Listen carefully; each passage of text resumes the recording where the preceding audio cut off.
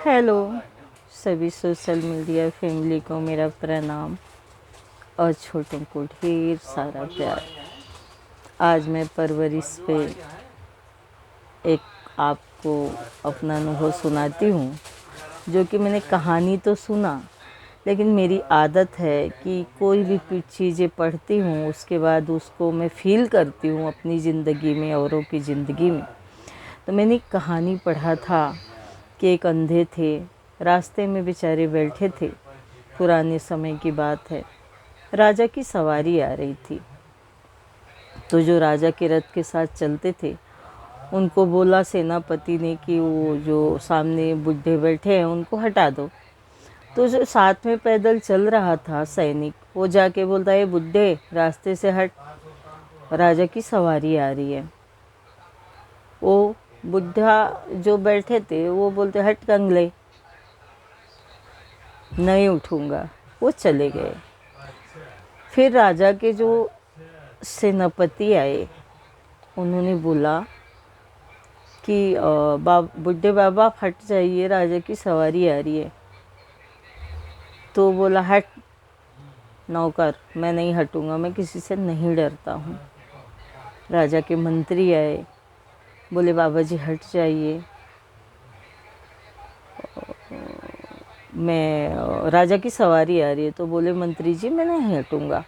हम मंत्री चकित हो गया, जाके राजा को बताया कि उनको तो दिखता भी नहीं है, फिर भी उनको कैसे पता चला। तो राजा जी गए, उनको उठाया, पेड़ के छांव में बिठाया और बोले, क्या बात है बाबा जी, आप क्यों गुस्सा हो गए, सवारे आपने हटाया नहीं। तो बाबा जी ने कहा कि राजा जी मुझे आपसे ही मिलना था। अब राजा जी भी हैरान हो गए, क्योंकि राजा ने तो बोला नहीं कि मैं राजा हूँ। तो उन्होंने बोला कि बाबा जी आपको कैसे पता मैं राजा हूँ, वो मंत्री है, वो सैनिक है, वो सेनापति, क्योंकि आपने उसी तरह से जवाब दिया। तो उन बुजुर्ग व्यक्ति जो अंधे थे आँखों के, उन्होंने कहा कि ये लोग का जो बोलने का तरीका था वो बता दिया कि इनकी क्वालिटी क्या है। वो आया सिपाही, तो मुझे एकदम कचरे के जैसा समझ रहा था। सेनापति आए तो उन्होंने भी मुझे वो अहमियत दी जिस लायक वो थे। मतलब इस कहानी से मुझे बहुत कुछ सीखने को मिला कि हमारी परवरिश कैसी हुई है। हमारी बोलचाल की भाषा बहुत कुछ बता देती है कि हमारी क्वालिटी क्या है, नौकर वाली है या राजा वाली है। सारी दुनिया राजा नहीं बन सकती देश का, लेकिन अपने घर के तो राजा हम बन सकते हैं ना। अपने घर में तो हम एक राजा वाली क्वालिटी रख सकते हैं ना। और वैसे भी कहा गया है कि जैसा जिसका गाइड होता है, गाइड मुझे जैसे अभी पार्टियां होती हैं, जैसे हमारे पुलिस आर्मी वगैरह में है, फौज वगैरह में है, तो बटालियन बनती हैं। तो जितना एक्टिव उसका अफसर होता है ना, उतने ही एक्टिव उनके सैनिक होते हैं। उसी तरह घर का लीडर जो होता है ना, घर का मालिक जैसा होता है ना, वैसे घर के लोग होते हैं। तो अभी मैं इस उम्र में पहुंची हूँ और ये उम्र तक मैंने यही फील किया है कि घर का जो मालिक होता है ना, वो अपने घर को जिस तरह चाहे वो रख सकता है। इसके लिए पहले मालिक को नम्र होना ज़रूरी है। जो घर को चलाने वाला है, मालिक का मतलब होता है कि जो जिसकी सब सुनते हों। अगर वो नम्र है, प्यार वाला है, सहनशीलता वाला है, तो परिवार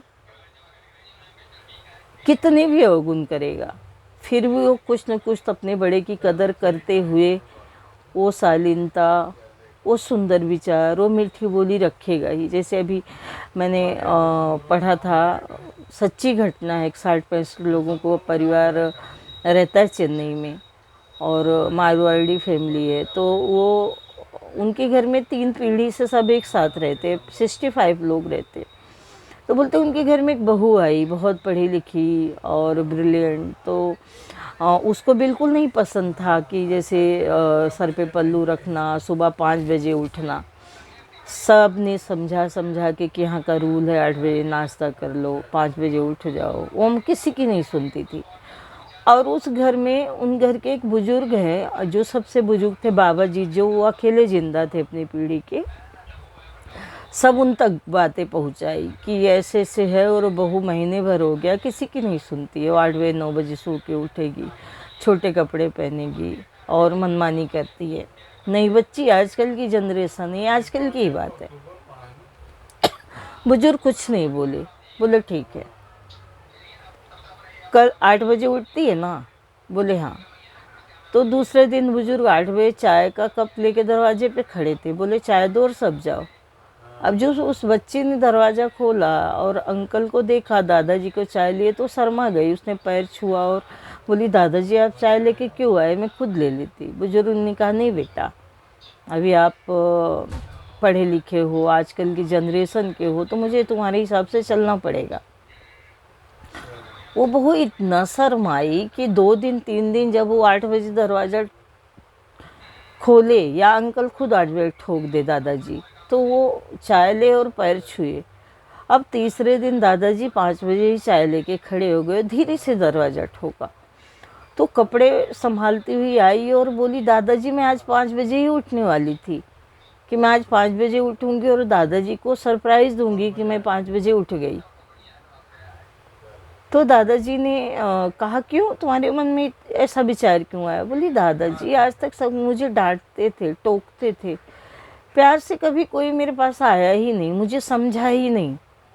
आपने मुझे समझा कि मेरी आदत है, इसलिए मुझे तुम्हारे ऊपर प्यार आया कि हमारे 80 साल के दादाजी हमारे लिए चाय लेके दरवाजे पे खड़े होते, और मैं 20-22 साल की लड़की दादाजी को परेशान करती हूँ ना। मैं भी 5 बजे उठ जाऊंगी, बेशक मैं दिन में सो लूँगी, लेकिन जो दादाजी के रूल्स हैं वो मैं फॉलो करूँगी, क्योंकि दादाजी मेरे रूल फॉलो कर रहे हैं। 8 बजे चाय लेके मेरे दरवाजे पे खड़े हैं।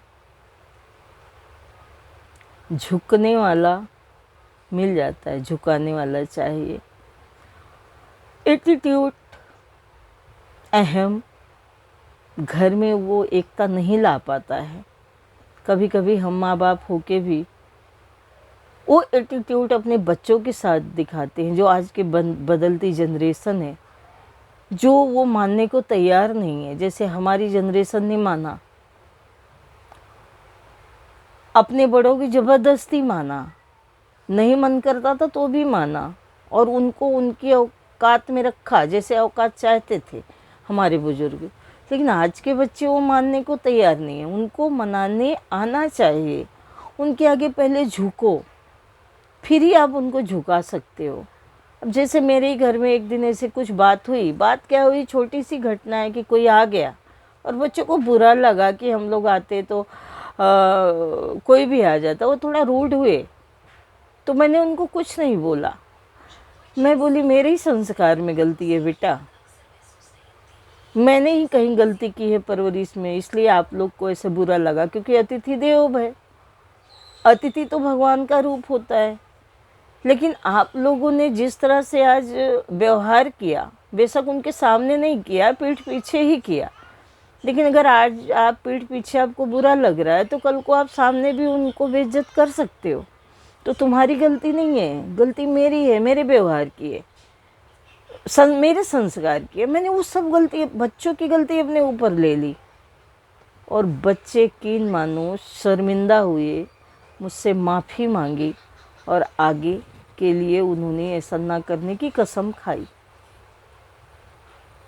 कला कलेश नहीं करना है, झुक के झुकाना है। तो आओ दोस्तों, परवरिश पे ध्यान देना है। मेरे जो अनुभव होते हैं ना, क्योंकि हम माँ बाप आज परेशान है, हमने तो अपने माँ बाप की मानी, मेरे बच्चे क्यों नहीं मान रहे? भाई बदलो, आप भी बदलो, मैं भी बदल रही हूँ। अगर आपको चाहिए कि वो संस्कार जिंदा रहे, तो हमें झुकना पड़ेगा। बड़ों के सामने हम झुक गए, अपने बच्चों के सामने झुक के उनको झुकना सिखाना पड़ेगा। ईगो करके कला कलेश के अलावा, अशांति के अलावा हमें कुछ नहीं मिलने वाला है। तो बस वीडियो छोटा के चक्कर में रोज़ बड़ा बन जाता है। अरे यार, आप कमेंट कोई भी ना कमेंट करते हो, फॉलो करो, मुझे प्यार दो, मैं अपने अनुभव आपके साथ रखती हूँ, कैसा लगता है वो बताओ। क्योंकि मैं अपने अनुभव आपके सामने रख रही हूँ, क्योंकि आज की जनरेशन में बहुत प्रॉब्लम हो रही है और वो हम लोग को संभालना है। तो सबको मेरा लव यू, बाय बाय, फिर अगले वीडियो में मिलेंगे।